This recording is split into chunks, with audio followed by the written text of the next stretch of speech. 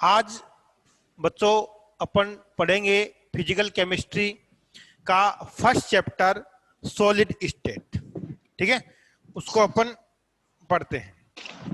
बहुत ध्यान से सुनना, अच्छे सुनना। अच्छा टॉपिक है, बहुत इंपॉर्टेंट है और एग्जाम की पॉइंट ऑफ व्यू से आप देखोगे तो भी बहुत अच्छा टॉपिक है ये। ठीक है, सॉलिड स्टेट।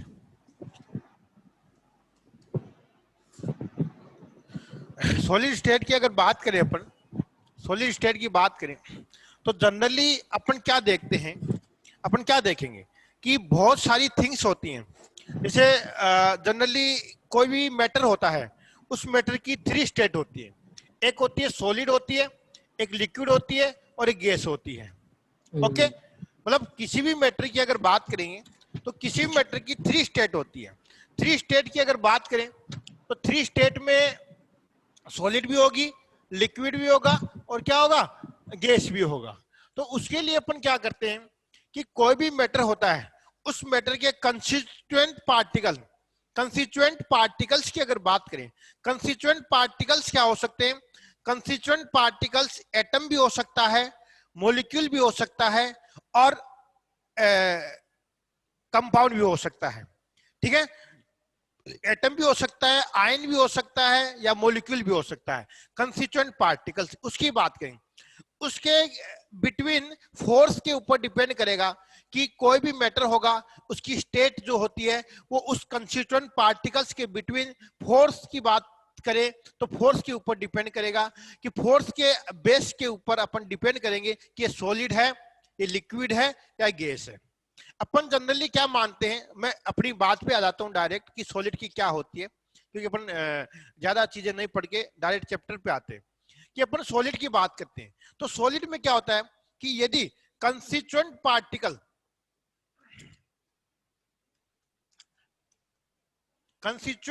पार्टिकल्स की अगर बात करें तो कंस्टिट्यूएंट पार्टिकल्स में क्या होता है कि कंस्टिट्यूएंट पार्टिकल्स क्या हो सकता है? एटम भी हो सकता है, ठीक है, मॉलिक्यूल भी हो सकता है, ठीक है, और आयन भी हो सकता है। कंस्टिट्यूएंट पार्टिकल एटम, मॉलिक्यूल और आयन भी हो सकता है। और अब इस एटम, मॉलिक्यूल या आयंस की अगर बात करें तो इन कंस्टिट्यूएंट पार्टिकल्स के बिटवीन अगर फोर्स ऑफ अट्रैक्शन अगर स्ट्रॉन्ग होगा, फोर्स ऑफ अट्रैक्शन स्ट्रॉन्ग होगा तो इनके जो कंस्टिट्यूएंट पार्टिकल्स के मध्य जो इंटर स्पेसिंग है, जो स्पेस होता है वो बिल्कुल क्या होगा, नेग्लिजिबल होगा, है ना। नेग्लिजिबल होगा मतलब कि कोई स्पेस वहां नहीं होगा। मतलब आप यूं कह सकते हो कि जो कंस्टिट्यूएंट पार्टिकल्स होते हैं कि वो एटम, मॉलिक्यूल, आयन होते हैं, उनमें क्या होता है, फोर्स ऑफ अट्रैक्शन होता है। फोर्स ऑफ अट्रैक्शन से क्या होगा कि जो कंस्टिट्यूएंट पार्टिकल्स होते हैं उनके बीच में कोई स्पेस नहीं होता है। जब अगर कंस्टिट्यूएंट पार्टिकल्स के बिटवीन अगर कोई स्पेस नहीं होगा तो उस कंडीशन में जो मैटर होगा, मैटर की जो स्टेट होगी वो क्या होगी, सॉलिड होगी। वो क्या होगी, सॉलिड होगी। मतलब कि जो इस सॉलिड स्टेट में क्या होता है कि कंस्टिट्यूएंट पार्टिकल्स के बिटवीन क्या होता है, फोर्स ऑफ अट्रैक्शन क्या होता है, स्ट्रॉन्ग होता है। और जब अगर फोर्स ऑफ अट्रैक्शन स्ट्रॉन्ग होगा वो क्या कहलाएगा, उसको ही अपन क्या बोलते हैं, सॉलिड बोलते हैं। मतलब कंस्टिट्यूएंट पार्टिकल्स के बिटवीन कोई स्पेस नहीं होगा, कोई भी किसी प्रकार का स्पेस नहीं होता है। इस प्रकार से मॉलिक्यूल क्या होते हैं, स्ट्रॉन्ग फोर्स ऑफ अट्रैक्शन से आपस में कहते हैं कनेक्टेड होते हैं। क्या होते हैं, कनेक्टेड होते हैं। बट अगर इस कंडीशन की अगर बात करें, अगर इस कंडीशन में आप अगर इसको थोड़ा हीट दे दोगे, अगर इस कंडीशन में आप क्या करोगे, यहां थोड़ी सी हीट दे दोगे तो इसका टेम्परेचर क्या हो जाएगा, इंक्रीज हो जाएगा। इस कंडीशन में जब आप अगर इसको हीट दोगे तो यहां से टेम्परेचर क्या होगा, इंक्रीज होगा। जैसे ही टेम्परेचर इंक्रीज होगा बेटा तो क्या होगा, फोर्स ऑफ अट्रैक्शन क्या होगा, वीक हो जाएगा। फोर्स ऑफ अट्रैक्शन क्या हो जाएगा, वीक हो जाएगा। और फोर्स ऑफ अट्रैक्शन जैसे ही वीक होगा तो इसकी जो पोजीशन होगी कंस्टिट्यूएंट पार्टिकल्स की वो इस प्रकार से हो जाएगी। वो क्या हो जाएगी, इस प्रकार से हो जाएगी। तो इस प्रकार से क्या होगा, इस प्रकार से क्या होगा, कंस्टिट्यूएंट पार्टिकल्स के बिटवीन क्या होगा, आपको वो आपस में कनेक्टेड नहीं हो रही इच अदर, ठीक है, आपस में कनेक्टेड नहीं हो रहे। और सेकंड बात क्या होती है कि इनके फोर्स ऑफ प्रोटेक्शन भी क्या हो रहा है, वीक हो रहा है, और इनके बिटवीन क्या हो रहा है, स्पेस भी आपको देखने को मिल रहा है। तो इस कंडीशन में क्या होगा कि जब अगर कंस्टिट्यूएंट पार्टिकल्स के बिटवीन अगर फोर्स ऑफ प्रोटेक्शन होगा, उस कंडीशन में जब आप इसको हीट दोगे, तो हीट देने पे क्या होगा कि कंस्टिट्यूएंट पार्टिकल्स के बिटवीन फोर्स ऑफ प्रोटेक्शन क्या होगा, डिक्रीज होगा ड्यू टू टेम्परेचर इंक्रीज। जब टेम्परेचर इंक्रीज होगा तो फोर्स ऑफ प्रोटेक्शन डिक्रीज होगा, तो इससे कारण क्या होगा, कंस्टिट्यूएंट पार्टिकल्स के बिटवीन स्पेस मिलेगा, और स्पेस मिलेगा, इसका मतलब क्या होगा कि जो मैटर की जो स्टेट थी, सॉलिड स्टेट, वो किस में कन्वर्ट हो गई, लिक्विड के अंदर कन्वर्ट हो गई। किसके अंदर कन्वर्ट हो गई, लिक्विड के अंदर कन्वर्ट हो गई। और यहां भी अगर आप थोड़ा सा हीट दे दोगे, यहां भी आप थोड़ा सा हीट दे दोगे, तो टेम्परेचर और इंक्रीज हो जाएगा। और जैसे ही टेम्परेचर और इंक्रीज होगा, तो कंस्टिट्यूएंट पार्टिकल्स इतने इतने दूर होंगे, इतने इतने दूर होंगे कि उनमें कभी कोई अट्रैक्शन नहीं होगा, मतलब उन्हें फोर्स ऑफ अट्रैक्शन क्या होगा, बिल्कुल जीरो होगा। फोर्स ऑफ प्रोटेक्शन क्या होगा, जीरो होगा। उस कंडीशन में क्या होगा, एक यहां होगा, एक यहां होगा, एक यहां होगा। तो इस कंडीशन में ये स्टेट कौन सी होगी, ये सॉलिड स्टेट होती है। जब फोर्स ऑफ प्रोटेक्शन क्या होगा, बहुत हाई होगा, और वीक हो जाएगा, तो ये स्टेट क्या हो जाएगी, लिक्विड हो जाएगी। और ये स्टेट कौन सी हो जाएगी, गैसियस स्टेट हो जाएगी। तो अब आपको कंफ्यूज नहीं होना चाहिए कि किसी मैटर की थ्री स्टेट होती है, सॉलिड होती है, लिक्विड होती है, और गैस होती है। समझ गए आप। फोर्स ऑफ प्रोटेक्शन क्या होगा, कंस्टिट्यूएंट पार्टिकल्स की बिटवीन स्ट्रॉन्ग होगा, तो वो आपस में कनेक्टेड होंगे ईच अदर, और आपस में कनेक्टेड होंगे, और उनके बिटवीन कोई स्पेस नहीं होता है, तो वो सॉलिड होता है। लेकिन जैसे ही सॉलिड स्टेट को आप हीट दे दोगे, हीट देने पर टेम्परेचर इंक्रीज होगा, टेम्परेचर इंक्रीज होगा तो उनमें फोर्स ऑफ अट्रैक्शन क्या होगा, डिक्रीज होगा, और उनके बिटवीन स्पेस होगा, जिसका क्या होगा, वो लिक्विड फॉर्म में आ जाएंगे। और लिक्विड फॉर्म में आप और हीट दे दोगे तो और टेम्परेचर इंक्रीज होगा, और जब और टेम्परेचर इंक्रीज होगा, तो जो मैटर की स्टेट होगी वो क्या हो जाएगी, गैसियस मीडियम में हो जाएगी। तो इस प्रकार से क्या करते हैं अपन, सॉलिड की बात करते हैं। इस प्रकार से अपन क्या करते हैं, सॉलिड्स की बात करते हैं। ओके बेटा, तो आप क्या लिख सकते हो, तो ये कंडीशन आप समझ गए, बहुत जनरल जानकारी है, जनरल इंफॉर्मेशन है ये तो, ठीक है। और लेकिन अपन जो चैप्टर है वो लिक्विड आप पढ़ते हो, लिक्विड तो आप फिजिक्स में पढ़ते हो, नहीं समझे आप। जो गैस है वो आपने 11th में पढ़ा है केमिस्ट्री के अंदर, नहीं पढ़ाया, ठीक है। और अब पढ़ते हैं अपन सॉलिड की बात करते हैं, ओनली फॉर लिक्विड और गैस की बात नहीं करेंगे, ओनली ओनली किसकी बात करेंगे, सॉलिड की बात करेंगे बेटा। किसकी बात करेंगे अपन, सॉलिड की बात करेंगे। तो सॉलिड का जो अगर बात करें अपन डेफिनेशन की, सॉलिड की अगर बात करें, तो that state of matter in which, क्या लिख सकते हो आप, है ना, that states of matter, that states of matter in which constituent particles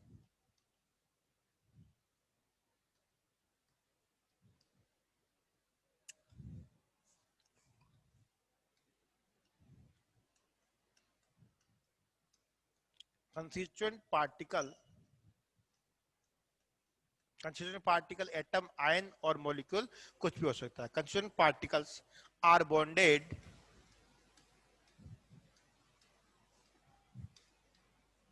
constituent particles are bonded with strong force of attraction, with strong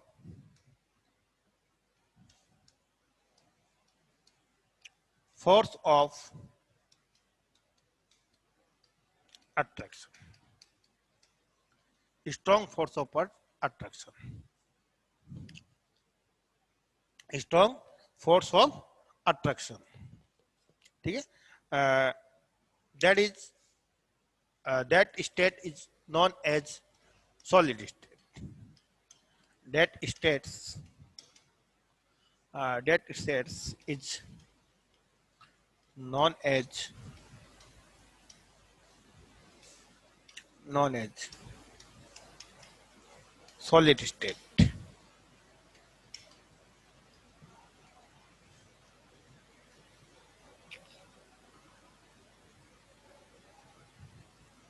समझे बच्चों, ये सॉलिड स्टेट बोलेंगे कि वह स्टेट ऑफ मैटर, मतलब किसी पदार्थ की वो स्टेट्स जिसमें क्या होता है, constituent particles are bonded with strong force of attraction, मतलब स्ट्रॉन्ग फोर्स ऑफ अट्रैक्शन से क्या होता है, कंस्टिट्यूएंट पार्टिकल्स क्या होते हैं, बॉन्डेड होते हैं। ऐसी स्टेट क्या होती है, वो सॉलिड स्टेट होती है। ऐसी स्टेट्स को अपन क्या बोलते हैं, ऐसी मैटर की जो स्टेट होती है उसको अपन क्या बोलते हैं, सॉलिड स्टेट बोलते हैं।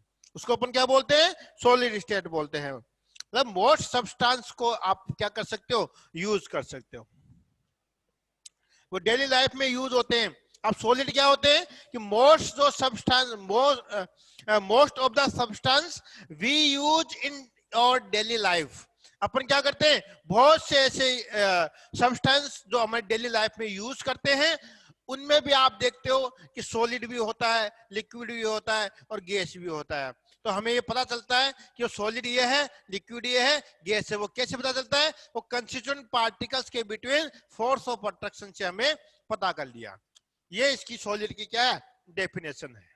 ओके, अब बात करते हैं कि एक्चुअल में जो आप डेली लाइफ में जो यूज करते हैं तो उनको आप कैसे पहचानते हो, उनमें क्या प्रॉपर्टी होती है उनकी कि वो सॉलिड होते हैं, उनकी ऐसी क्या प्रॉपर्टियां होती हैं कि वो एक्चुअल में सॉलिड होते हैं। तो आप क्या कहोगे कि जैसे मान लो कोई ये, जैसे मान लो कोई एक आयरन की कोई मैटर है, या ये पेन है जैसे मान लो, ठीक है। अब कहो कि आप सॉलिड है, आप बिल्कुल सॉलिड है ये, क्योंकि सॉलिड में एक्चुअल में क्या होता है, सॉलिड भी आप पढ़ेंगे मैं आगे टाइप के, लेकिन सॉलिड का एक्चुअल में क्या बताओगे आप कि डेफिनेट वॉल्यूम, उसका वॉल्यूम क्या होता है, बिल्कुल डेफिनेट होता है, जो जिस वे में होता है, जिस शेप में होता है उसी शेप में वो पाया जाएगा आपको।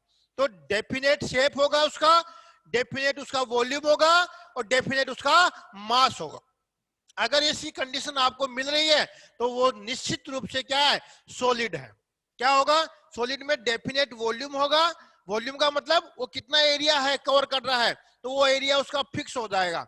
और उसका मास, उसमें मास आप जानते हो, और उसका शेप जो होती है वो भी क्या होगी, फिक्स होगी। तो ये सॉलिड की क्या है, ये प्रॉपर्टी होती है। समझ गए मेरी बात, सॉलिड की क्या होती है, प्रॉपर्टी होती है। सेकंड थिंग कि आप उसको कंप्रेस नहीं कर सकते। जो सॉलिड है तो उसको आप, इसे कोई बॉल होती है उसको आप, गुब्बारा होता है उसको आप कंप्रेस कर सकते हो, वहां कंप्रेसिबिलिटी क्या होती है, लो होती है। फ्लेक्सिबल भी नहीं कर सकते आप उसको, ये कंडीशन है सॉलिड की। अगर ये कंडीशन नहीं है तो वो सॉलिड नहीं है, वो सॉलिड नहीं है। अगर कंप्रेसिबिलिटी की बात करोगे तो कंप्रेसिबिलिटी की अगर बात करोगे तो उसकी बात करेंगे अपन, ठीक है। हाँ, ये मोरफस मार्फस अभी आएंगे थोड़ी देर बाद में, है ना। आगे मत चलो, पहले जो बता रहा हूं उसको सुनो, है ना। क्रिस्टलाइन, मोरफस, एमोरफस सब बता दिया जाएगा, ठीक है। एक्चुअल में क्या है कि जो आप उसकी जो मास है, शेप है, तो वॉल्यूम है, वो फिक्स होना चाहिए उसका। कंप्रेसिबिलिटी और फ्लेक्सिबिलिटी की आप, और डिफ्यूजन, तीनों चीज ध्यान रखना। डिफ्यूजन का मतलब कि वो फैले नहीं, वो फैले नहीं। जैसे अपन फैलते ना कोई वस्तु, अगर उसको आप जैसे किसी को आप प्रेस करोगे तो वो फैल जाएगी, और किसी को कंप्रेस करोगे तो वो बिल्कुल कंप्रेसिबिलिटी हो जाएगी, है ना। और फ्लेक्सिबल भी आप उसको कर सकते हो। तो ऐसी अगर नहीं होना चाहिए, कंप्रेसिबिलिटी, फ्लेक्सिबिलिटी और डिफ्यूजन सारे के सारे क्या होने चाहिए, लो होने चाहिए, बिल्कुल क्या होने चाहिए, लो होने चाहिए। ऐसी कंडीशन, ऐसी प्रॉपर्टी अगर जिसमें होती है वो सॉलिड कहलाएगा। निश्चित रूप से क्या होगा, वो सॉलिड होगा। समझ गए मेरी बात, वो क्या होगा, सॉलिड होगा। तो आप क्या लिख सकते हो, आप क्या लिख सकते हो, हेडिंग डाल लो, ये इसके स्क्रीनशॉट आप ले लो। और उसके बाद अपन करते हैं प्रॉपर्टीज ऑफ सॉलिड, ठीक है। सॉलिड की प्रॉपर्टी की बात करते हैं, किसकी बात करते हैं, प्रॉपर्टी ऑफ सॉलिड की बात करते हैं। Okay,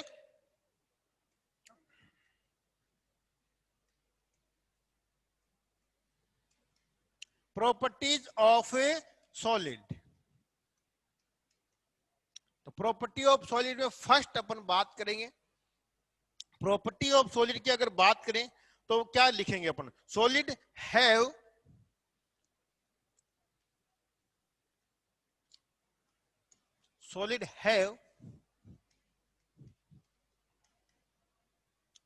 definite mass, volume, definite mass, volume और शेप। क्या होनी चाहिए? डेफिनेट होना चाहिए। ओके, सेकेंड थिंग अगर क्या होना चाहिए? डेफिनेट होना चाहिए। क्या? मास होना चाहिए, वॉल्यूम और शेप, वो सॉलिड होता है। ठीक है, सेकेंड बात करेंगे कि स्ट्रॉन्ग इंटर पार्टिकल फोर्स। क्या होना चाहिए? कि स्ट्रॉन्ग इंटर पार्टिकल फोर्स का मतलब कि उनके मतलब किसी प्रकार का कोई स्पेस नहीं होना चाहिए। क्या नहीं? तो यहां लिख सकते हैं आप strong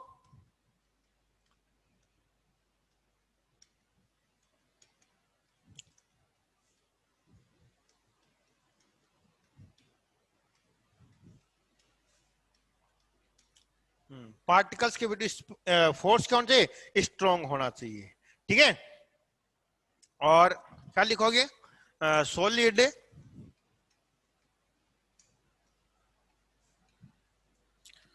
solid have short in distance, या सॉलिड हैव नो स्पेस, या लिख सकते हो आप नो स्पेस या शॉर्ट डिस्टेंस लिख सकते हो। No space between, solid no space between inter particles.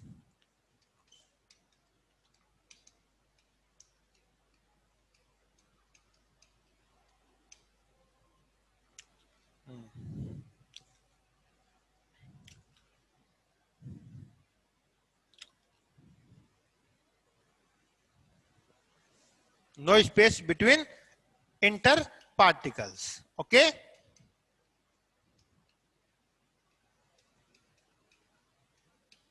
ये इसकी कंडीशन होती है कि कोई किसी प्रकार का कोई स्पेस नहीं होता है। ठीक है, और सॉलिड होगा तो ऐसे नहीं होगा कि इसे ऐसे तोड़ मरोड़ दिया हमने, बिल्कुल क्या होगा? रिजिड होगा। रिजिड का मतलब बिल्कुल स्टेबल। नॉन रिजिड का मतलब क्या होता है? आप इसे इसको कैसे भी तोड़ मरोड़ सकते हो, ऐसा कुछ नहीं होगा। बिल्कुल क्या होगा? उसको आप हिला भी नहीं सकते उसको कैसे भी, जैसे ना, तो वो क्या होगा? रिजिड होगा। अगर वो रिजिड होगा तो वो सॉलिड होगा। तो आप क्या लिख सकते हो? They are rigid. क्या होगा? रिजिड होगा वो। ओके, और अगर बात करें आगे तो मैं तीनों एक साथ लिख देता हूं इनके अंदर। सॉलिड हैव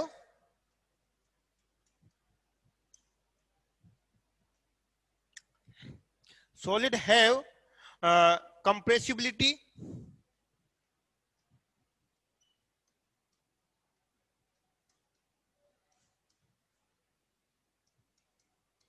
कंप्रेसिबिलिटी आप उसको प्रेस नहीं कर सकते।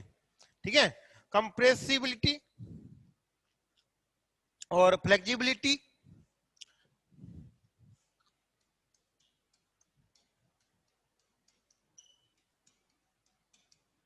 कंप्रेसिबिलिटी, फ्लेक्सिबिलिटी और diffusion and and and diffusion power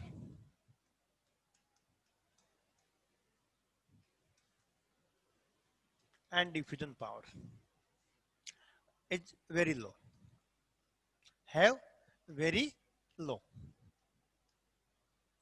Solid have compressibility, flexibility and diffusion very low, मतलब ये नहीं होते हैं, have not all these. Okay, ये सारी कंडीशन नहीं रखते हैं, वो बहुत ही लो होती है उनके अंदर। ठीक है, और थर्ड लास्ट जो पॉइंट लिखाएंगे अपन, वो लिखाएंगे मेल्टिंग और बॉइलिंग पॉइंट क्या होते हैं इनके? हाई होते हैं। मेल्टिंग, एमपी का मतलब होता है मेल्टिंग और बीपी का मतलब होता है बॉइलिंग पॉइंट, है ना? Boiling point very high, very high. तो मेल्टिंग पॉइंट मतलब मेल्ट भी नहीं कर सकते आप सॉलिड को इजीली, बॉयल भी नहीं कर सकते आप, तो ये क्या होगा? वेरी हाई होगा। जब जहां अगर इंटरमोलिकुलर फोर्स ऑफ अट्रैक्शन, मतलब फोर्स ऑफ अट्रैक्शन अगर इंक्रीज होगा, जहां स्ट्रॉन्ग होगा, वहां मेल्टिंग बॉइलिंग पॉइंट तो क्या होंगे, बहुत ही हाई होंगे। हाँ बिल्कुल, डेंसिटी भी होती है, वो क्या होती है, डेंसिटी भी होती है, बिल्कुल, है ना। तो ये क्या होती है, इसकी डेंसिटी भी बहुत वो होती है, ठीक है। तो ये चीज का तो आप ध्यान रखना। और क्या बात करें अपन आगे, एक बहुत मोस्ट और इम्पोर्टेंट बात है। तो सॉलिड इज जो होते हैं वो कंडक्टर ऑफ इलेक्ट्रिसिटी, क्या होते हैं, सॉलिड इज,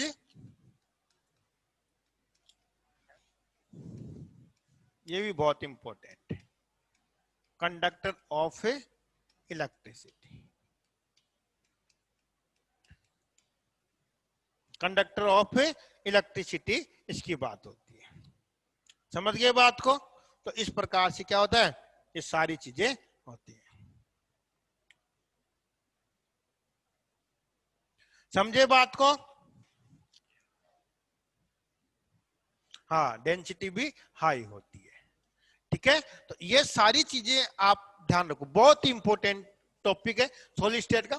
सॉलिड को आपको मैंने बताया कि that state of matter in which constituent particles are bonded with strong force of attraction, that state is known as solid state।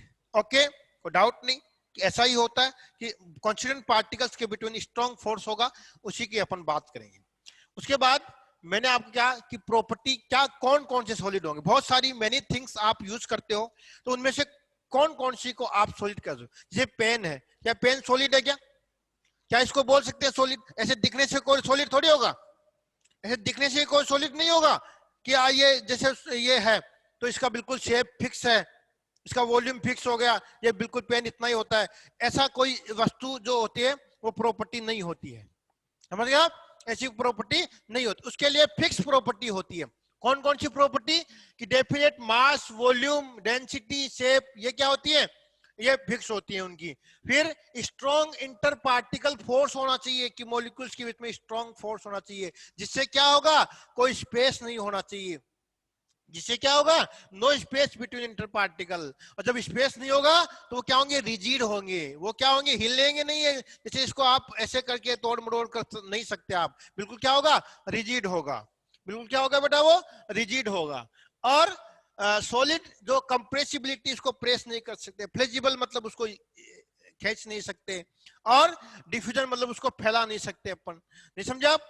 इस ये कंडीशन होती है, सब क्या होती है, लो होती है। लेकिन मेल्टिंग और बॉइलिंग पॉइंट क्या होता है, बहुत हाई होता है, वेरी हाई होता है। और solid is conductor of electricity, ठीक है। नो बेटा, every solid conduct property, no, जो मैं बताऊंगा उसकी बात चलेगी, आप तो मैं बताऊंगा ना, उस कंडीशन में आप वर्क करना। ये प्रॉपर्टी होती है सॉलिड की, conductor, solid is conductor of electricity. आप कहोगे हर सॉलिड कंडक्टर होता है क्या, तो वो उस कंडीशन में अपन बात करेंगे, एग्जांपल लेके मैं आपको बताऊंगा। आप जैसे सॉलिड की अगर बात करोगे, तो आयनिक सॉलिड की अगर बात करो, जैसे मैं आपको, सॉलिड भी अलग अलग टाइप के होते हैं बेटा, लेकिन जनरली एक करेक्टर होता है उसके अंदर।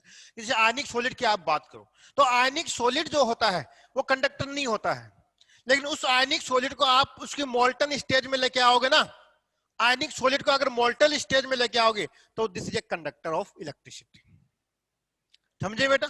सॉलिड कंडक्टर होता है, लेकिन उस कंडीशन होती है कि अगर आप उसको, जैसे आयनिक सॉलिड की बात करें, तो आयनिक सॉलिड सॉलिड फॉर्म में कंडक्टर नहीं होगा, वो उसको मेल्ट करना पड़ेगा, और मेल्ट करने के बाद वो आयंस में डिफ्यूज होगा, आयंस में ब्रेक होगा, और फिर वो कंडक्टर होगा वो, ठीक है, वो क्या होगा, वो कंडक्टर होगा वो, ठीक है। तो ये सॉलिड की प्रॉपर्टी की बात करेंगे, तो एग्जांपल पे जैसे जैसे आएंगे वैसे वैसे अपन, एक्वस में क्या करेगा, वो सॉलिड इलेक्ट्रिसिटी को जनरेट करेगा, वो समझ गए, था तो सॉलिड ही ना, था तो वो सॉलिड। तो सॉलिड की प्रॉपर्टी क्या होती है, solid is conductor of electricity, ये आपको मैं बोल रहा हूं, लेकिन वे में क्या होगा कि वो आप ऐसे कहोगे कि ये सॉलिड है ये, तो वो मोल्टन स्टेज में भी लेके आएंगे उसको, तब वो जनरेट करेगा इलेक्ट्रिसिटी। तो यहां तक बात क्लियर बेटा, कि सॉलिड की इस प्रकार से हमने देख लिया। कोई डाउट किसी बच्चे के, तो बताइए देखें।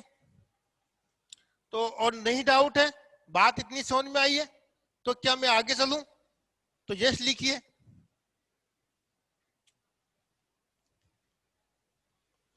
चलो बहुत बढ़िया है ना। अब बात करते हैं अपन सॉलिड के टाइप की। सॉलिड भी अब टू टाइप्स के डिवाइड हो गया। अब एक बच्चा पूछ रहा था एमोर्फस, पता नहीं क्या पूछ रहा था वो, उसका भी जवाब अब मिलेगा उसको, ठीक है ना। तो एमोर्फस की बात करें तो किस, ये टू टाइप के होते हैं। टू टाइप का मीन्स मैं आपको बताऊं कि जैसे आपने मार्बल का पत्थर देखा है ना, मार्बल का पत्थर, मार्बल जो होता है वो संगमरमर होता है। संगमरमर की अगर बात करें, लाइम उसकी बात करें मार्बल्स की, तो मार्बल, और एक आपने स्कूल के अंदर जो बोर्ड पे चौक देखा है, वो भी क्या होता है, वो भी मार्बल का ही होता है, एक रूप फॉर्म होता है। कैल्शियम कार्बोनेट उसमें भी होता है, कैल्शियम कार्बोनेट उसमें भी होता है। अगर दोनों की अगर बात करें बेटा, दोनों की अगर बात करें तो आपने देखा होगा मार्बल जो होता है वो ब्रेक नहीं कर सकते अपन, मार्बल को आप ब्रेक नहीं कर सकते, बट चौक को आप क्या कर सकते हो, ब्रेक कर सकते हो। आपको दिखने में चौक क्या लगेगा, चौक की shape, size, sorry shape, volume और उसकी वो क्या बोलते हैं मास, आपको क्या दिखाई देगा, बिल्कुल क्लियर दिखाई देगा कि इतना ही होता है। आप देखोगे तो मार्बल को भी देखोगे तो वो फिक्स होता है, लेकिन जब आप उसको ब्रेक करके देखोगे तो चौक तो ब्रेक हो जाएगा लेकिन मार्बल ब्रेक नहीं होगा। दोनों ही सॉलिड है, दोनों ही आपको सॉलिड दिखाई दे रहे हैं, बट वो ब्रेक होने के बाद, और वो एक ब्रेक नहीं हो, नहीं एक ब्रेक हो जाता है, एक ब्रेक नहीं होता है। उस कैटेगरी में सॉलिड को टू टाइप्स होते हैं, और अपन ऐसे सॉलिड को स्टडी नहीं करेंगे जो ब्रेक हो जाता है, अपन ऐसी सॉलिड का स्टडी करेंगे जो ब्रेक नहीं होता है। मतलब जो मार्बल्स की स्टडी करेंगे जो इजीली ब्रेक नहीं होगा। इजीली ब्रेक की मतलब कि वो ब्रेक होगा ही नहीं, वो बहुत कंडीशन के बाद उसको ब्रेक करना पड़ता है। नहीं समझा, आपसे तो ब्रेक होगा नहीं, नहीं समझा। तो ऐसी कंडीशन की अपन बात करते हैं। तो इसके बेस पे सॉलिड के अगर टाइप की बात करें तो क्लासिफिकेशन ऑफ सॉलिड की बात करें तो एक तो होता है क्रिस्टलाइन सॉलिड और एक होता है एक क्रिस्टलाइन सॉलिड जिसको एमोर्फस भी बोलते हैं। एमोर्फस का मतलब क्या होता है, अगर बात करें एमोर्फस का मीन्स क्या होता है बेटा, कि जो इजीली क्या होता है, ब्रेक हो जाए। ये चौक वगैरह अगर बात करें उसकी, है ना, किसकी बात करें, चौक की या उसकी बात करें, तो मतलब कि एमोर्फस का मीन्स ही क्या होता है कि ये है, इसकी शेप ये सी है, इसकी ब्रेक कर दिया तो क्या शेप इसकी वही रहेगी क्या, इसकी शेप को आप चेंज कर सकते हो। ये मार्बल है, चौक है, आप चौक की शेप को कैसे भी चेंज कर सकते हो, और जिसकी शेप अगर चेंज हो जाती है वही एमोर्फस कहलाता है। वही क्या कहलाता है, एमोर्फस कहलाता है, उसी को एमोर्फस बोलते हैं। आपसे कोई पूछे कि एमोर्फस क्या है तो आप क्या बताओगे, एमोर्फस का मींस क्या होता है, एक क्रिस्टलाइन या एमोर्फस जिसकी शेप चेंज हो जाए, वो दैट इज एमोर्फस। ऐसा सॉलिड जिसकी शेप क्या होता है, चेंज हो जाए। ठीक है, तो अपन क्या करेंगे, उसका क्लासिफिकेशन करेंगे। तो अब अगला जो टॉपिक होगा अपना वो होगा क्लासिफिकेशन ऑफ सॉलिड। क्या होगा, classification of A solid, classification of A solid. बहुत मजा आएगा इस चैप्टर में पढ़ने में। अब कितने टाइप से क्लासिफिकेशन करेंगे बेटा सॉलिड का, टू टाइप से इसका क्लासिफिकेशन करेंगे। एक क्रिस्टलाइन,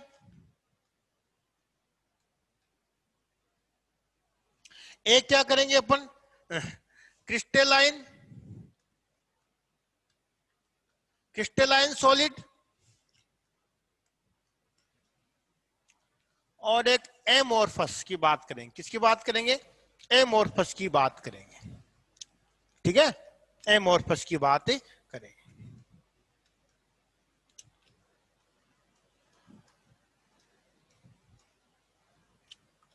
एमोर्फस की बात करेंगे। एमोर्फस की अपन बात करें तो एक क्रिस्टलाइन सॉलिड और एक एमोर्फस की बात करेंगे, जिसको एक क्रिस्टलाइन भी बोलते हैं, एक क्रिस्टलाइन भी आप इसको बोल सकते हो। तो इनकी अगर प्रॉपर्टी की बात करें जनरली आप देखो कि क्रिस्टलाइन क्या होता है। तो क्रिस्टलाइन सॉलिड्स की अगर बात करें अपन, तो क्रिस्टलाइन सॉलिड में क्या होगा बेटा, क्रिस्टलाइन सॉलिड में क्या होगा, क्रिस्टलाइन सॉलिड में क्या होगा कि आप देखो कि जनरली आपने डायमंड देखा, डायमंड देखा आपने, डायमंड की आपने स्ट्रक्चर देखी होगी। तो डायमंड की जो स्ट्रक्चर आपने देखी होगी, तो डायमंड की जो स्ट्रक्चर आपने देखी होगी उसमें क्या होता है, कार्बन होता है। इस प्रकार से ये इस प्रकार से क्या होता है, अटैकिंग मतलब कनेक्टेड होता है। फिर ये कार्बन फिर और कनेक्टेड होता है, ये कार्बन फिर और कनेक्टेड होता है, फिर ये कार्बन और कनेक्टेड होता है। इस प्रकार से क्या होता है, लॉन्ग रेंज में क्या होता है, कन्वर्टिंग होती है। क्या होती है, लॉन्ग रेंज कन्वर्टिंग होती है। मतलब लॉन्ग रेंज में क्या होता है, लॉन्ग रेंज की अगर बात करें तो क्या होता है, कंटिन्यूसली मतलब लॉन्ग रेंज कनेक्टिंग होती है। ठीक है, जब लॉन्ग रेंज कनेक्टिंग होगी तो वो ऐसे सॉलिड क्या कहलाते हैं, क्रिस्टलाइन सॉलिड कहलाते हैं। ऐसे सॉलिड क्या कहलाते हैं, क्रिस्टलाइन सॉलिड कहलाते हैं, जिनकी लॉन्ग रेंज क्या होती है। मतलब आपको जैसे डायमंड की बात करें तो उनकी अगर लॉन्ग रेंज जिनकी भी कॉन्स्टिट्यूएंट पार्टिकल्स, जो भी कॉन्स्टिट्यूएंट पार्टिकल्स आपके कंस्टिट्यूएंट पार्टिकल आपके पास हैं, अगर उनकी लॉन्ग रेंज होगी तो वो क्या कहलाएंगे, क्रिस्टलाइन कहलाएंगे। लेकिन ऐसे एमोर्फस की बात करें, इनकी क्या होती है, रेंज तो क्या होती है, शॉर्ट रेंज का होता है। मतलब कुछ समय तक तो ये एक रेंज में होते हैं, लेकिन उसके बाद क्या हो जाती है, रेगुलर अरेंजमेंट नहीं होता है इनका। या यू कह सकते हैं इनका रेगुलर अरेंजमेंट, जैसे ये कार्बन है, ये कनेक्टेड होते जाएंगे, कनेक्टेड होते जाएंगे, तो that is a regular arrangement. क्या होगा, रेगुलर अरेंजमेंट होगा। समझिए मेरी बात। जनरली दोनों की मैंने एक ही बात बता दी मैंने आपको कि ये क्रिस्टलाइन सॉलिड, एमोर्फस सॉलिड की आप बात करो। यहाँ एग्जांपल आप डायमंड भी दे सकते हो, मार्बल भी लिख सकते हो। यहाँ क्या चौक आप देखोगे तो ब्रेक हो जाएगा यहाँ से, तो उसकी कोई लॉन्ग रेंज नहीं होती है और उसका कोई रेगुलर अरेंजमेंट भी नहीं होता है। यहाँ क्या होता है, लॉन्ग रेंज। लॉन्ग रेंज का मैंने आपको बता दिया इस प्रकार से। वो क्या होता है, डायमंड सबसे स्ट्रॉन्ग होता है, डायमंड सबसे स्ट्रॉन्ग होता है, जो क्या होता है, क्रिस्टलाइन सॉलिड में होता है। ऐसे को अपन स्टडी करेंगे। तो मैं लिख देता हूं इनके बारे में और फिर एक एक को अपन कर लेते हैं बेटा। ओके, चलो आप साथ दीजिए हमारा। फर्स्ट में अगर बात करें तो क्या होगा, internal arrangement of particles, constituent particles is regular. ठीक है, क्या लिखोगे आप, इंटरनल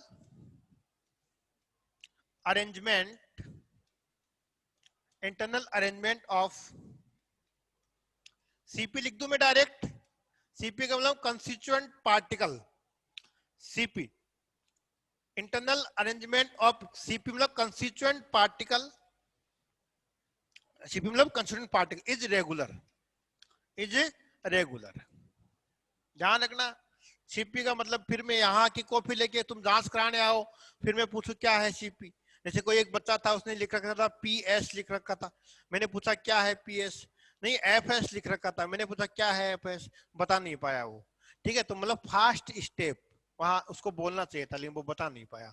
ठीक है, मैं उस बच्चे का नाम नहीं लूंगा, है ना। यहाँ क्या है, ये सीपी मतलब कंस्टिट्यूएंट पार्टिकल्स है, इज ए रेगुलर। तो internal arrangement of constituent particle क्या होगा, रेगुलर होगा। रेगुलर का मतलब क्या होगा कि जैसे मान लो कंस्टिट्यूएंट पार्टिकल्स की बात करें, एक जनरल एग्जांपल दे मैंने आपको कि सपोज करो, जैसे मान लो अपन कहते हैं positive negative, positive negative, positive negative, positive negative. ये क्या होता है, एक रेगुलर अरेंजमेंट होता है। जैसे मान लो व्हाइट, जैसे मान लिया व्हाइट, मान लिया व्हाइट के मान लिया, व्हाइट के बाद क्या होगा, जैसे मान लो व्हाइट, फिर उसके बाद ग्रीन, क्या होगा ग्रीन। जैसे मान लो अपन रेगुलर अरेंजमेंट की बात करते हैं, अपने पास व्यवस्था है तो अपन कर सकते हैं। देखो पहले तो क्या करेंगे अपन, व्हाइट ले लेते हैं। क्या ले लिया, व्हाइट ले लिया हमने, फिर उसके बाद क्या लिया हमने, ग्रीन ले लिया। क्या ले लिया, ग्रीन ले लिया। फिर उसके बाद क्या लेंगे, व्हाइट ले लेंगे। फिर उसके बाद व्हाइट के बाद क्या लेंगे, ग्रीन लेंगे। क्या लेंगे, ग्रीन लेंगे। फिर क्या लेंगे अपन, व्हाइट ले लेंगे। फिर क्या ले लेंगे, व्हाइट ले लेंगे। फिर उसके बाद क्या ले लेंगे, ग्रीन ले लेंगे। तो इस प्रकार से क्या होता है, एक white green white green white green, ये क्या होता है, एक रेगुलर अरेंजमेंट होता है। क्या होता है, रेगुलर अरेंजमेंट होता है ना, रेगुलर अरेंजमेंट होता है। हाँ, डायमंड को आप ब्रेक नहीं कर सकते। ठीक है, हाँ, तो रेगुलर अरेंजमेंट होता है इसका। ठीक है, इस प्रकार से रेगुलर अरेंजमेंट होता है। और इनमें क्या होता है, इनकी अगर बात करें अपन, इनकी अगर बात करें तो इनमें क्या होता है, रेगुलर अरेंजमेंट होता है कॉन्स्टिट्यूएंट पार्टिकल, लेकिन क्या होता है, वो शॉर्ट रेंज में होता है। ठीक है। तो रेगुलर अरेंजमेंट जो होता है यहाँ वो क्या होता है, लॉन्ग रेंज में होता है। तो यहाँ नीचे आप क्या लिख सकते हो, इसके लिए एक पॉइंट और लिख दो यहाँ कि दे हैव लॉन्ग रेंज।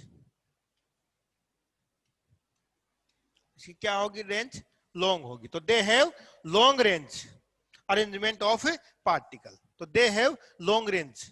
ठीक है। यहाँ क्या लिखोगे आप कि यहाँ रेगुलर अरेंजमेंट होता है कंस्टिट्यूएंट पार्टिकल्स का, लेकिन वो लॉन्ग रेंज में नहीं होता, वो शॉर्ट रेंज में होता है। वो क्या होता है, शॉर्ट रेंज में होता है। तो आप क्या लिखोगे, यहाँ लिख तो सकते हो आप, इसके बारे में भी क्या लिख सकते हो, regular arrangement of constituent particles. क्या लिख सकते हो, regular arrangement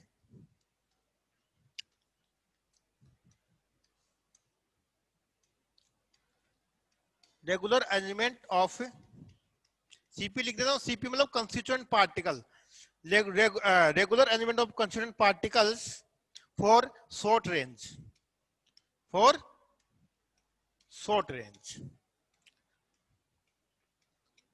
for short range, regular arrangement of constituent particle for short range. अब शॉर्ट रेंज का मीन्स क्या हुआ बेटा, शॉर्ट रेंज का मीन्स क्या हुआ कि ये है यहां तक, ये व्हाइट है मान लो, व्हाइट के बाद क्या हो जाएगा, ये ग्रीन है, समझ गए, फिर क्या हो जाएगा, व्हाइट हो जाएगा, फिर क्या हो जाएगा, व्हाइट हो जाएगा, फिर उसके बाद क्या हो जाएगा, ग्रीन हो जाएगा। तो ये एक शॉर्ट रेंज होगी, यहां तक तो है, उसके बाद क्या हो जाएगा, उसके बाद ग्रीन है, ठीक है, उसके बाद क्या हो जाएगा, ग्रीन ले लिया, ठीक है, उसके बाद क्या हो जाएगा, व्हाइट आ जाएगा, ठीक है, उसके बाद क्या आ जाएगा, जैसे यहाँ आ गया व्हाइट आ गया, ठीक है, फिर व्हाइट आ गया, ठीक है, फिर मान लो व्हाइट आ गया यहाँ, ठीक है, फिर उसके बाद क्या आ जाएगा, उसके बाद ग्रीन आ गया, फिर ग्रीन आ गया, फिर ग्रीन आ गया।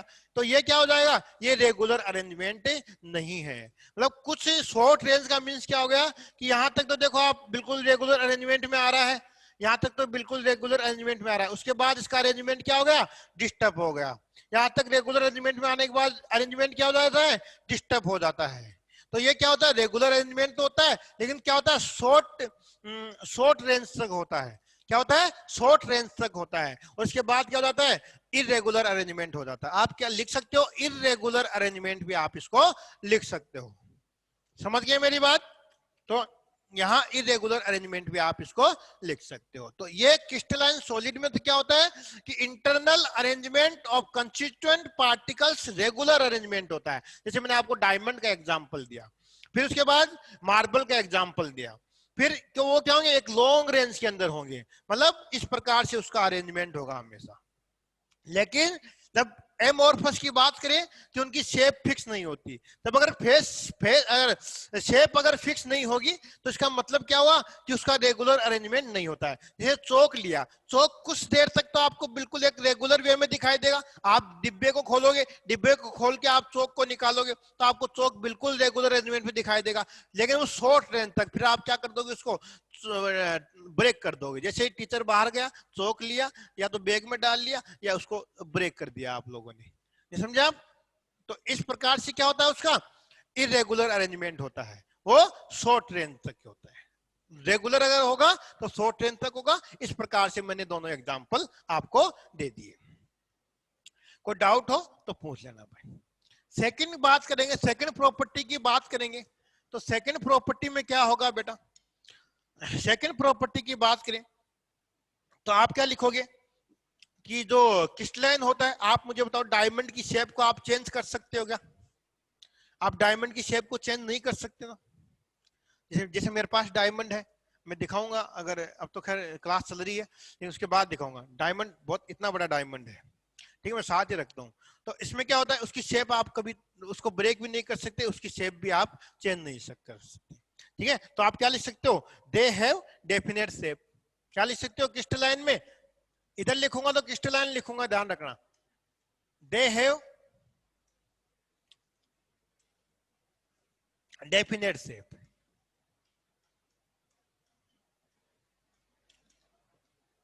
They have definite shape. और एमॉर्फस में क्या होगा, उसकी एमॉर्फस का मतलब भी क्या है, शेप डेफिनेट नहीं होगी। एमॉर्फस का मतलब भी क्या है, उसकी शेप डेफिनेट नहीं होती। तो डू नॉट हैव या do not have do not have definite shape, या ऐसे लिख सकते हो indefinite shape, indefinite shape.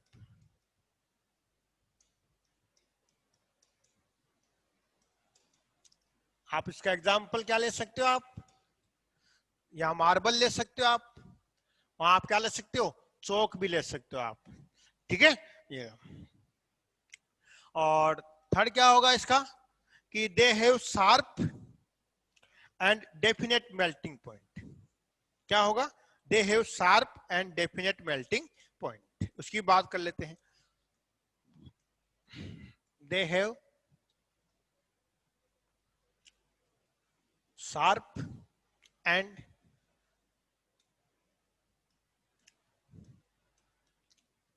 Definite MP, M dot P का मतलब समझना ना, मेल्टिंग पॉइंट।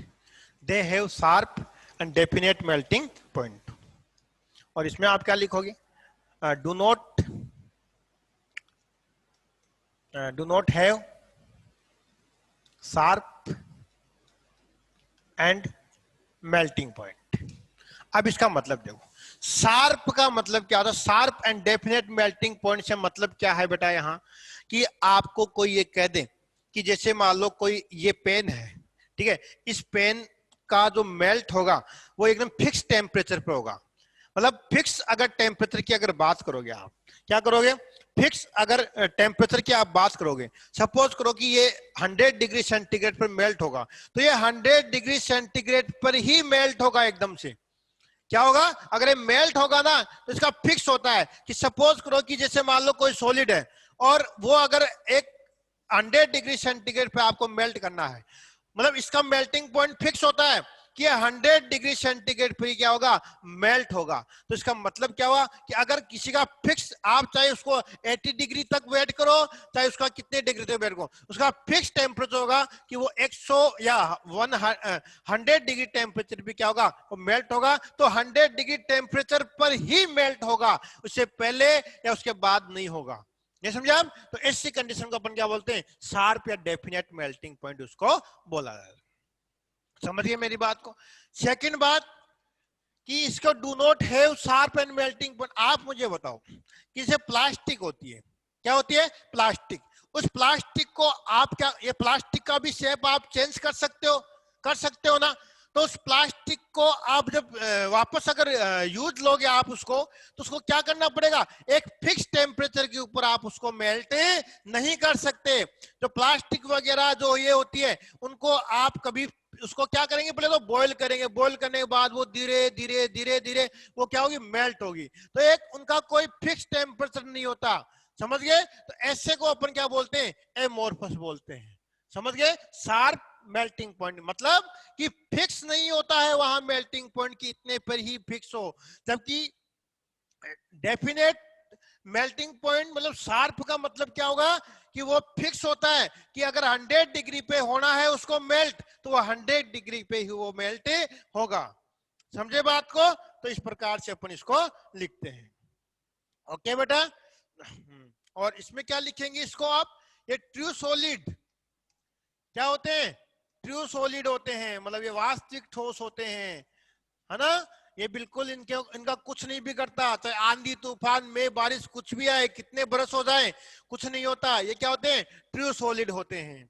जबकि अगर उनकी बात करें तो ये क्या होते हैं, सुपर कूल्ड भी बात करें या super solid, super pseudo solid भी बोलते हैं, या सुपर कूल्ड लिक्विड सॉलिड भी आप इसको बोल सकते हैं, ठीक है। Super cold liquid solid, super cold liquid solid भी आप इसको बोल सकते हो, ठीक है। या सूडो सॉलिड भी आप इसको बोल सकते हो। क्या बोल सकते हो, सूडो सॉलिड भी आप इसको बोल सकते हो, ठीक है। सूडो सॉलिड भी आप इसको बोल, super cooled liquid, super cold liquid solid या सूडो सॉलिड भी आप इसको बोल सकते हो, ठीक है बात। और ये क्या होते हैं, ट्रू सॉलिड होते हैं, वो फेक सॉलिड होते हैं। बिल्कुल सही बात है बेटा, है ना। तो ये क्या होते हैं, सुपर कोल्ड लिक्विड सॉलिड। अब इसका मतलब समझो आप, सुपर कोल्ड लिक्विड सॉलिड का मतलब ये जो होते हैं, तो ये तो ट्रू होते हैं, इनका कुछ भी नहीं बिगड़ता है कभी भी। आप देख लेना, चाहे बारिश आ जाए, चाहे कोई लोहे की जो पटरियां होती है ना, और भी बहुत सारे बहुत जैसे लोहे का भी कोई मटेरियल होता है रेलगाड़ी के अंदर, देखो आप, है ना, वो सब क्या होते हैं, सॉलिड होते हैं, उनका कुछ नहीं बिगड़ता। आपके घर में भी बहुत सारे ऐसे सॉलिड है जिनका कभी कुछ नहीं बिगड़ता। लेकिन आप जब देखोगे कि लंबे टाइम के बाद, आप देखो ग्लास को देखोगे, मतलब लंबे टाइम, काफी वर्षों के बाद, 5 या 7 वर्ष के बाद आप जब देखोगे, तो जो ग्लास होते हैं, तो जो वो ग्लास क्या होते हैं, वो धीरे धीरे धीरे धीरे, जैसे ग्लास है, ये धीरे धीरे क्या हो जाएगा, मेल्ट होता जाएगा, धीरे धीरे मेल्ट होता जाएगा। और मेल्ट होने के बाद जो नीचे से, जो ना नीचे से इसकी थिकनेस क्या हो जाएगी, बढ़ जाएगी। और जब नीचे से इसकी थिकनेस बढ़ जाएगी और ऊपर से क्या हो जाएगी, कम हो जाएगी। नहीं समझा, ऊपर से बिल्कुल ऐसे हो जाएगा और नीचे से ऐसी, इस प्रकार की वो कंडीशन हो जाती है, समझे। तो नीचे से जब ये जो ग्लास होता है, वो क्या होता है, इससे धीरे धीरे धीरे धीरे क्या हो जाता है, मेल्ट होता जाता है, और नीचे से थिकनेस क्या हो जाती है, उसकी इंक्रीज हो जाती है। तो ऐसी कंडीशन में उसको क्या बोलते हैं, सुपर कूल्ड लिक्विड सॉलिड या सूडो सॉलिड उसको बोला जाता है। जबकि इसमें ऐसा नहीं होता है, जबकि ट्रू सॉलिड के अंदर ऐसा नहीं होता है। समझे बच्चों, इस प्रकार की अपन क्या करते हैं, ये बातें करते हैं। ओके, और अगर बात करें अपन इसकी, और अगर बात करें तो इसका जो एक प्रॉपर्टी और होती है, बहुत इंपॉर्टेंट प्रॉपर्टी होती है, वेरी वेरी इंपॉर्टेंट प्रॉपर्टी होती है, ये होता है एन आइसोट्रोपिक होता है, और वो आइसोट्रोपिक होता है। ध्यान रखना, दोनों अलग, कहीं आप एमोर्फस के साथ एन आइसोट्रोपिक लिख दो ना, ना, दोनों अलग अलग बातें होती है, ठीक है। ये सोच एन आइसोट्रोपिक, है ना, क्या सोच है, सॉरी, इन नहीं, एन आइसोट्रोपिक होते हैं, विषम देशिता, इसको हिंदी में बोलते हैं विषम देशिता भी इसको बोला जाता है। ओके, क्या होते हैं, सोज एन आइसोट्रोपिक। क्या सोज एन आइसोट्रोपिक, और ये क्या होंगे, आइसोट्रोपिक। क्या हो जाएंगे, यहां लिख दो नीचे, समझ जाओगे आप, ये क्या हो जाएगा, आइसोट्रोपी। ये आइसोट्रोपी की बात करें, ये एन आइसोट्रोपी होते हैं, ये आइसोट्रोपी होते हैं। अब इनका मतलब भी समझाऊंगा मैं आपको कि ये एन आइसोट्रोपिक और आइसोट्रोपिक का मतलब क्या होता है, ठीक है। तो यहां तक कोई बात, कोई दिक्कत आए, कोई बताओ कि हमने टू टाइप के पढ़े, हमने क्लासिफिकेशन किया, तो टू टाइप का हमने किया, एक क्रिस्टलाइन सॉलिड और एक एमोर्फस सॉलिड। क्रिस्टलाइन सॉलिड की अगर बात करें तो वो क्या होता है, internal arrangement of constituent particle regular, मतलब जो कॉन्स्टिट्यूएंट पार्टिकल्स होते हैं, कंस्टिट्यूएंट पार्टिकल्स होते हैं, उनका रेगुलर अरेंजमेंट होता है, ठीक है। और वो भी क्या होता है, लॉन्ग रेंज तक होता है, ठीक है। यहां क्या होगा, जैसे ये white green white green white green white green, ऐसे रेगुलर अरेंजमेंट होता है, और लॉन्ग रेंज तक होता है, ऐसे नहीं कि कोई शॉर्ट रेंज तक होगा। यहाँ रेगुलर अरेंजमेंट तो होता है, लेकिन वो शॉर्ट रेंज तक होता है। उसके बाद जो कंस्टिट्यूएंट पार्टिकल्स होते हैं वो बिल्कुल इरेगुलर हो जाते हैं, वो क्या हो जाते हैं, इरेगुलर हो जाते हैं, ठीक है। तो regular arrangement of constituent particle for short range, मतलब इस प्रकार से शॉर्ट रेंज में होते हैं। जैसे यहां तक आ गए ना, यहां तक तो अरेंजमेंट ठीक था, उसके बाद अरेंजमेंट क्या हो गया, डिस्टर्ब हो गया, इरेगुलर हो गया। ओके, फिर अपन बात करें उसकी, ये क्या होते हैं, ये डेफिनेट शेप रखते हैं, बिल्कुल सही बात है, डेफिनेट शेप होते हैं। एमोर्फस में तो मतलब, एमोर्फस का मतलब भी क्या है, शेप डेफिनेट नहीं होनी चाहिए, ठीक है। फिर अपन क्या करेंगे, मेल्टिंग पॉइंट शार्प, सॉरी ये शार्प होते हैं, और फिर डेफिनेट मेल्टिंग पॉइंट होता है। शार्प का मतलब भी आपको पता है कि जो वस्तु, जो अगर पदार्थ, अगर जो मैटर जिस टेम्परेचर के ऊपर ये मेल्ट होगा, जैसे 100 डिग्री पे मेल्ट होगा, तो 100 डिग्री ही होनी चाहिए उसके लिए, उससे पहले और बाद में कभी मेल्ट, केवल 100 डिग्री पर ही वो मेल्ट होगा। और जबकि यहाँ बात करें तो यहाँ कोई फिक्स टेम्परेचर नहीं है। इनको ट्रू सॉलिड बोलते हैं, इनको सुपर सॉलिड या सुपर कूल्ड लिक्विड सॉलिड और या सूडो सॉलिड भी बोलते हैं। इसका एग्जांपल मैंने दिया ग्लास। ग्लास में क्या होता है कि ग्लास धीरे धीरे मेल्ट होता जाता है, 5 से 6 ईयर्स के बाद ग्लास धीरे धीरे मेल्ट होता है, और जो मेल्ट होगा तो उसकी थिकनेस नीचे से क्या होगी, इंक्रीज होगी, और ऊपर से क्या हो जाएगा, बिल्कुल पतला हो जाएगा वो। ठीक है, तो इस प्रकार से क्या होता है, ये हमने देखा। ये एनआइसोट्रोपी होता है और वो ये एनआइसोट्रोपी होता है और वो आइसोट्रोपी होता है। ओके, इस प्रकार से इनकी ये स्थिति होती है। ठीक है, समझे मेरी बात को। चलो अब एनआइसोट्रोपी और आइसोट्रोपी की अपन बात कर लेते हैं, बहुत ही ध्यान से समझना बेटा। ठीक है, इसमें क्या करेंगे कि जैसे मान लो मैं एक स्ट्रक्चर बना देता हूं पहले आपको, उसके बाद अपन आगे चर्चा करते हैं। यहां जैसे मान लो यहाँ व्हाइट है, यहां भी क्या है, व्हाइट है, यहां भी क्या है, व्हाइट है, एक रेगुलर अरेंजमेंट बनाते हैं। यहां भी क्या है, व्हाइट है, यहां भी क्या है, व्हाइट है, मान लिया। ठीक है, और अगर इनके बीच में माने तो ये रेगुलर अरेंजमेंट बना ले, ये ग्रीन, ये ग्रीन, यहाँ ग्रीन, यहाँ ग्रीन। ओके, फिर अपन क्या करते हैं, फिर अगर बात करें यहाँ, तो यहाँ की अगर बात करें तो यहाँ क्या मान लिया, जैसे मान लो यहाँ व्हाइट, यहाँ क्या मान लिया, व्हाइट मान लिया, यहाँ व्हाइट मान लिया, यहाँ व्हाइट मान लिया, सॉरी यहाँ व्हाइट मान लिया ना, तो उसके बाद क्या मानेंगे, यहाँ ग्रीन मान लेते हैं। क्या मान लेते हैं, ग्रीन मान लेते हैं। सॉरी ये सॉरी व्हाइट मान लिया, तो उसके बाद क्या होगा, यहाँ मान लिया जैसे ग्रीन मान लेते हैं, चलो, और यहाँ भी क्या मान लेते हैं, ग्रीन मान लेते हैं। ओके, फिर अपन क्या करते हैं, फिर मान लो सपोज करो यहाँ व्हाइट मान लिया, क्या मान लिया, यहाँ व्हाइट मान लिया, यहाँ भी जैसे मान लो व्हाइट, यहाँ भी व्हाइट, यहाँ भी व्हाइट, यहाँ भी व्हाइट। ठीक है, और फिर हमने क्या कर लिया, इनके बिटवीन ये ग्रीन, ये ग्रीन, ये ग्रीन, ये ग्रीन। ओके, यही है ना, चलो सॉरी, हाँ चलो कोई दिक्कत नहीं है ना, अपन ऐसा कर लेते हैं। अब देखो क्या होगा, क्योंकि एक्चुअल में क्या होगा, चलो ठीक है ना, अपन ऐसा कर लेते हैं। ये एक हमारे पास एक अरेंजमेंट है, इस अरेंजमेंट में आप 2 डायरेक्शन है, एक डायरेक्शन ये है और एक डायरेक्शन ये है अपनी, एक डायरेक्शन ये है, एक डायरेक्शन ये है, समझे मेरी बात को, एक डायरेक्शन ये है मान लिया, समझे मेरी बात को, तो ये डायरेक्शन ये है सपोज करो।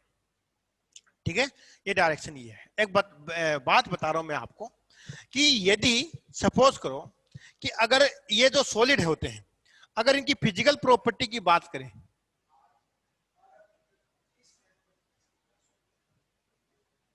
ठीक है, ये क्या होगी, मान लो एक प्रॉपर्टी मान लिया, ये इनकी फिजिकल प्रॉपर्टी की बात करेंगे। ये मान लो एक सॉलिड फॉर्म है, क्रिस्टलाइन सॉलिड है ये, जिनका रेगुलर अरेंजमेंट होता है, क्रिस्टलाइन सॉलिड है जिनका रेगुलर अरेंजमेंट में हमने लिख लिया। इस प्रकार से हमने एक अरेंजमेंट बना लिया। ठीक है, ये जैसे थोड़ा लंबा हो गया तो कोई बात नहीं है ना, उसको मैं समझाने के लिए बता रहा हूं मैं आपको, एक है ना।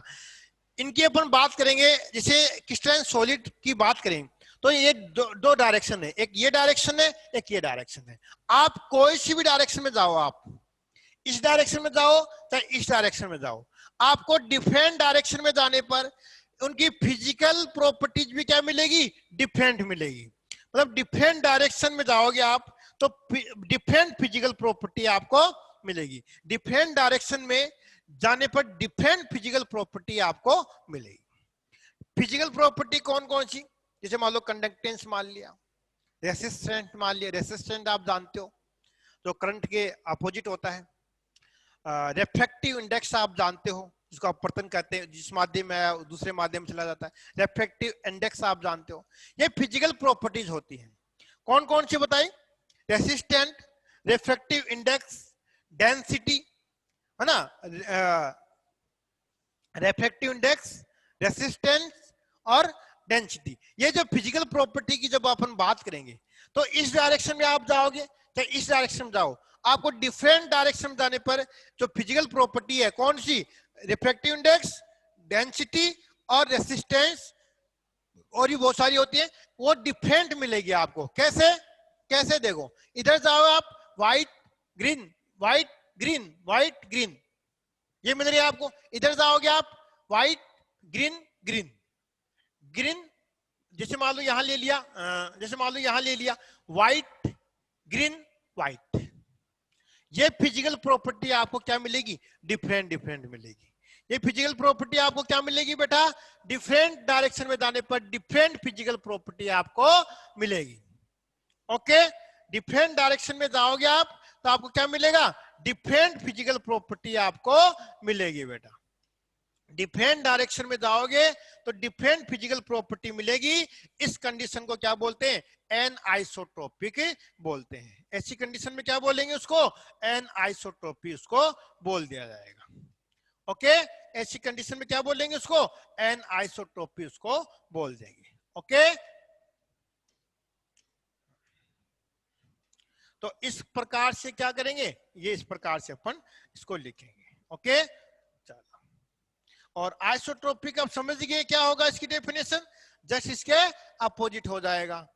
जस्ट इसके क्या हो जाएगा, अपोजिट हो जाएगा। कैसे हो जाएगा इसका अपोजिट, देखो कैसे हो जाएगा इसका अपोजिट, देखते हैं।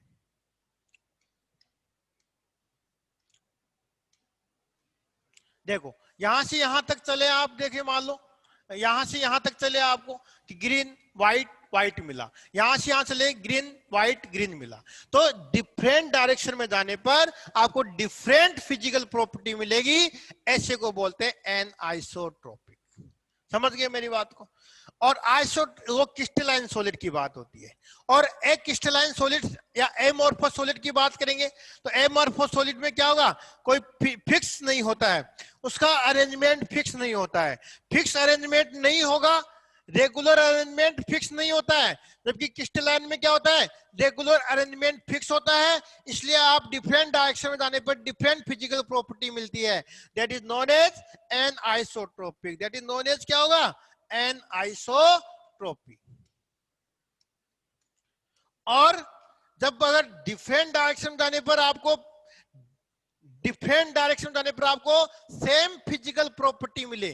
सेम फिजिकल प्रॉपर्टी का मींस क्या हुआ, सेम फिजिकल प्रॉपर्टी का मींस क्या हुआ, देखो यहां जैसे मान लो यहां लिख दिया मैंने व्हाइट ब्लू व्हाइट ब्लू, इस प्रकार से लिख दिया, और व्हाइट, ठीक है, सॉरी डिफरेंट, रेगुलर अरेंजमेंट तो फिक्स नहीं होना चाहिए ना, रेगुलर अरेंजमेंट फिक्स से नहीं है। यहाँ क्या लिख दिया मैंने, कुछ समय तक के लिए हो सकती है, यहाँ लिख दिया ब्लू लिख दिया, फिर blue white blue white blue, फिर क्या होगा यहाँ, यहाँ अगर बात करें तो फिर जैसे मान लो यहाँ बात करें blue white blue white blue, इस प्रकार से बात करें अपन।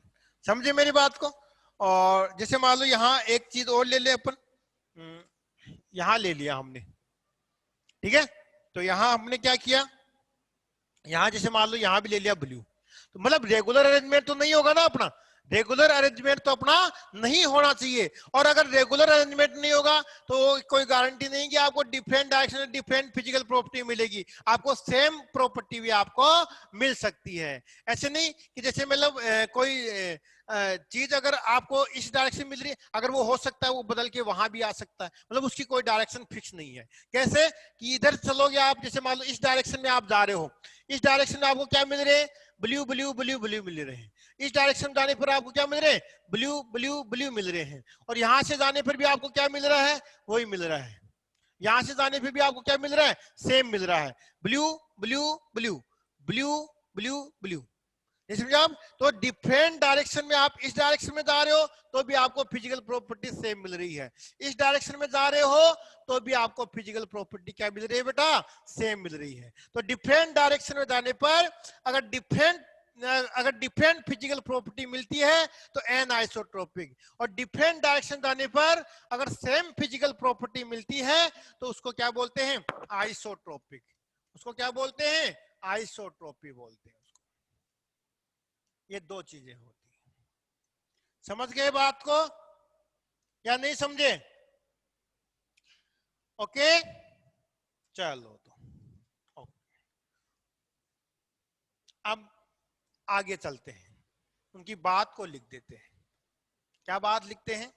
एक तरफ लिख देते हैं एन आइसोट्रोपिक और एक तरफ लिख देते हैं आइसोट्रोपिक, दोनों अलग अलग बना लेते हैं।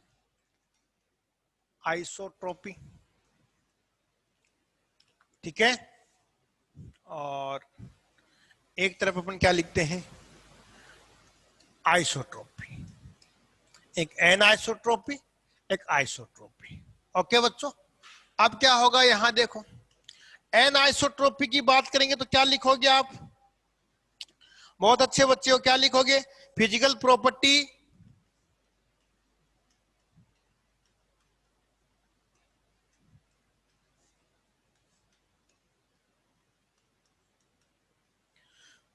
Physical properties. पहले तो आप इसको यहां लिख सकते हो, आप डिफरेंट डायरेक्शन जाने पर डिफरेंट फिजिकल प्रॉपर्टी मिलती है, तो पहले लिखा देता हूं ना।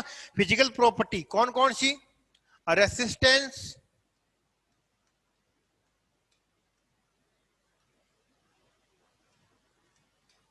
ठीक है, resistance, refractive index,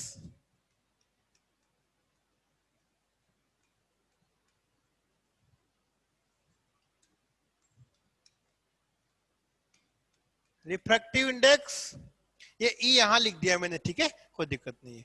refractive index, density, conductance वगैरह वो भी होती है, ठीक है। फिजिकल प्रॉपर्टी कौन कौन सी? रेसिस्टेंस, रिफ्रैक्टिव इंडेक्स और डेंसिटी, ठीक है।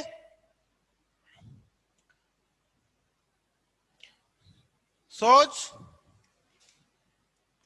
डिफरेंट वैल्यू, सोच different value,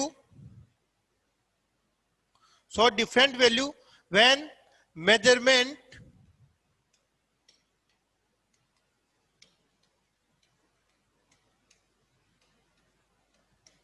different value when measurement along with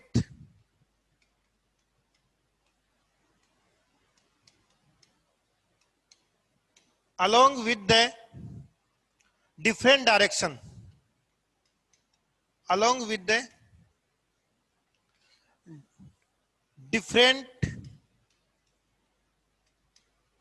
direction,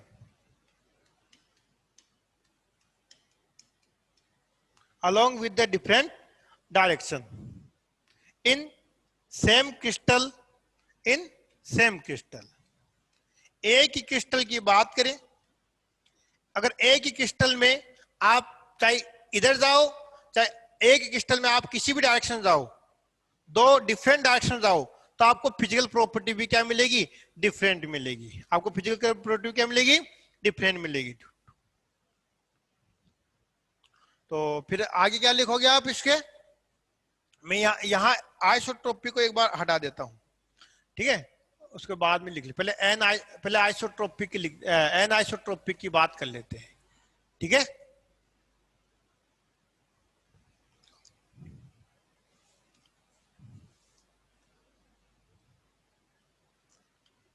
direction in same crystal due to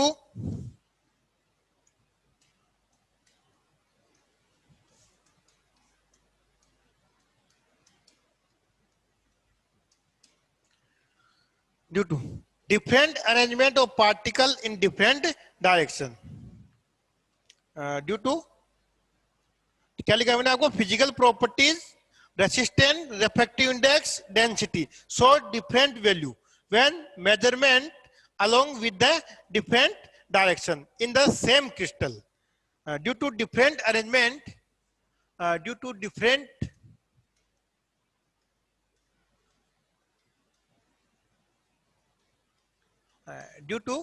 different arrangement of particle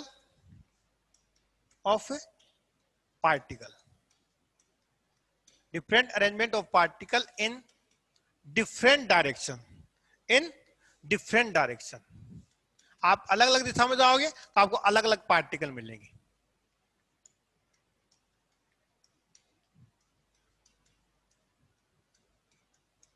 in different direction, okay. तो आप वो example आप नोट कर सकते हो।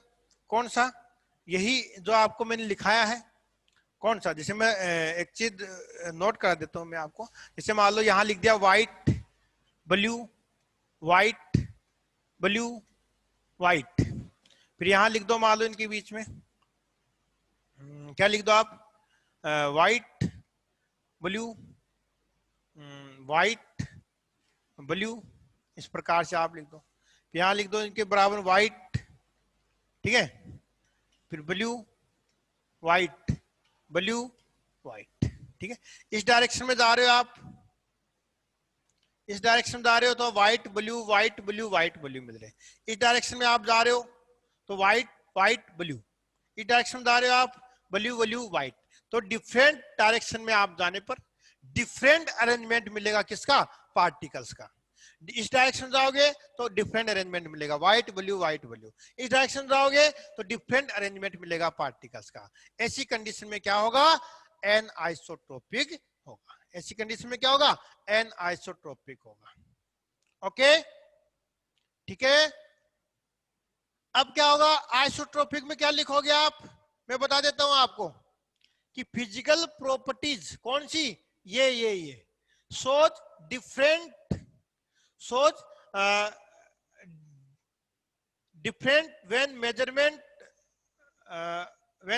along with the different direction in same shows same physical property क्या होगी, same when measurement along with the different direction in same crystal okay, same physical properties. तो मैं इसकी थोड़ी सी लिखा देता हूं डेफिनेशन। फिजिकल प्रॉपर्टी आपको पता है कौन सी है, तो आप क्या लिखोगे, फिजिकल प्रॉपर्टीज सो आइसोट्रोपिक की बात करें ना अपन, आइसोट्रोपिक की बात करेंगे तो आप क्या लिखोगे, आप लिखोगे physical properties shows same, physical properties shows same, physical properties shows same value when same value when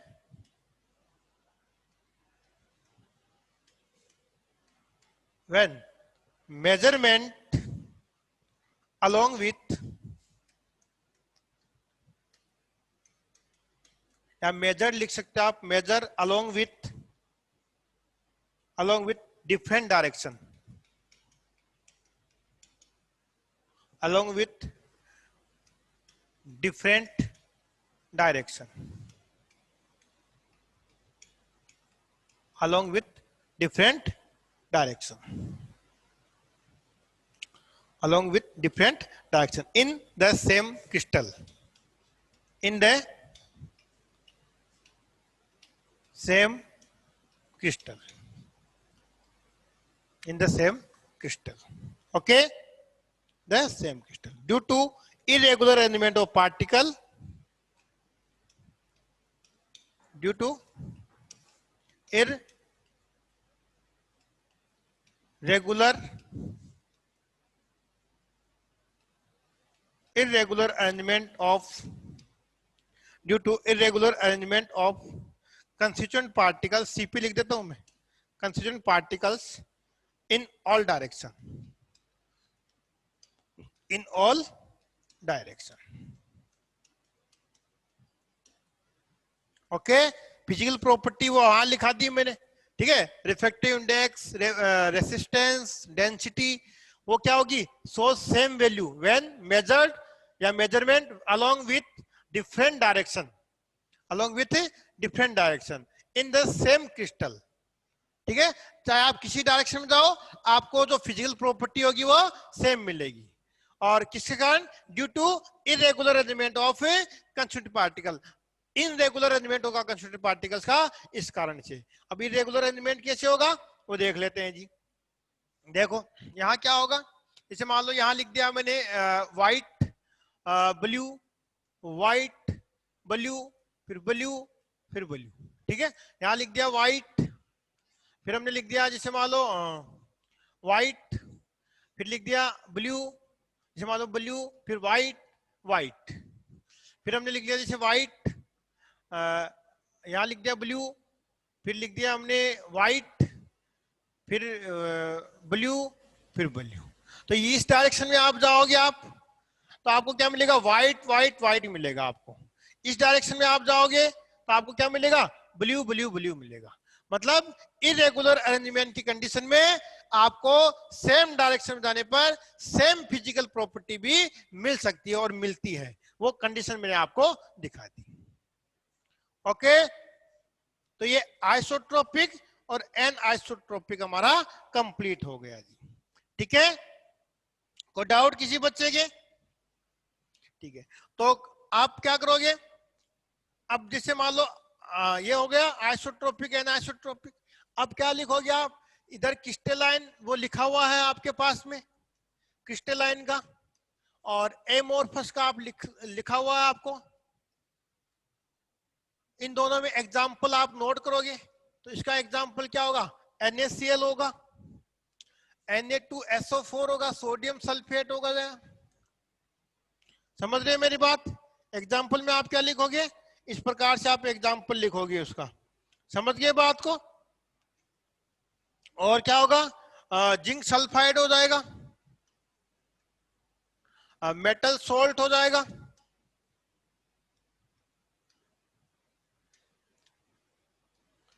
sorry metal salt हो जाएगा। ठीक है, और वहां क्या हो जाएगा, प्लास्टिक एमोर्फस में क्या हो जाएगा, प्लास्टिक, ग्लास और रबर। रबर में कंप्रेसिबिलिटी भी होती है, फ्लेक्सिबिलिटी भी होती है और डिफ्यूजन पावर भी होता है, इसलिए ये एमोर्फस होते हैं। जबकि इनमें ऐसा नहीं होता है, इसलिए क्या होते हैं, क्रिस्टलाइन होते हैं। ओके, ये देखो आज तक की सारी स्लाइड देख लो भाई। ये पहली स्लाइड थी जिसमें सॉलिड का इंट्रोडक्शन था, ये सेकंड स्लाइड थी जिसमें सॉलिड की डेफिनेशन थी, ये थर्ड स्लाइड थी जिसमें प्रॉपर्टी थी सॉलिड की, ये फोर्थ स्लाइड थी जिसमें सॉलिड की प्रॉपर्टी उसमें कम हो गई, तो इसमें यहाँ लिख दिया इसने। ठीक है, और ये क्लासिफिकेशन था सॉलिड का, क्रिस्टलाइन और एमोर्फस। ओके, किसी स्लाइड में कोई दिक्कत हो तो लिख देना भाई। फिर मैं एमोर्फस सॉरी एनाइसोट्रोपिक आइसोट्रोपिक का बताया इसमें एग्जांपल कि different direction different physical property anisotropic, different direction में same physical property isotropic, example दिया मैंने। फिर एनाइसोट्रोपिक लिखाया, ठीक है, और फिर आइसोट्रोपिक लिखाया, फिर उसका एग्जांपल दिया मैंने आपको, फिर उसका क्रिस्टलाइन, एक क्रिस्टलाइन का एग्जांपल लिखाया मैंने। महादेव ठीक है, इस प्रकार से हमने ये किया है। यस बोल दे अगर देख लिया तो पिछली वाली स्लाइड। ओके, तो आज की क्लास को यहीं समाप्त करते हैं। अच्छी लगी क्लास, बढ़िया समझ में आया सॉलिड स्टेट, तो एक बार यस करो सब बच्चे, तो फिर अपन कल नई ऊर्जा के साथ और बढ़ाते हैं। सब कुछ समझ में आया? चलो, बहुत मजा आएगा पढ़ने में, है ना। सॉलिड स्टेट को इतना पढ़ाया है तो यही याद हो जाएगा ये। ठीक है, ध्यान से देखोगे तो। ओके जयंत, ठीक है ना अब तो? चलो, थैंक यू फॉर वॉचिंग। सभी बच्चों को लाइक करो, सब्सक्राइब करो, चैनल को इतना फैला दो हिंदुस्तान के अंदर, इतना फैला दो हिंदुस्तान के अंदर कि हिंदुस्तान की झोपड़ी में कहीं भी वो हिंदुस्तान के किसी भी कोने में कोई भी बच्चा बैठा रहे, अपने KCIS के चैनल को इतना फैला दो, इतना जोर से फैला दो कि झोपड़ी से निकल रहा हुआ बच्चा आ जाए कि KCIS का वो चैनल कहाँ है। समझ गए? आज इतना जल्दी नहीं बेटा, 11:50 हो गए, 11:50 इतना जल्दी कहाँ है? मैंने तो टाइम आपकी हर बार 20 मिनट आगे लेते हैं। 11:50 हो गए, टाइम होता है 11, शायद 11:30 का ही होता है ना टाइम आपका, जहां तक अगर मैं सही हूं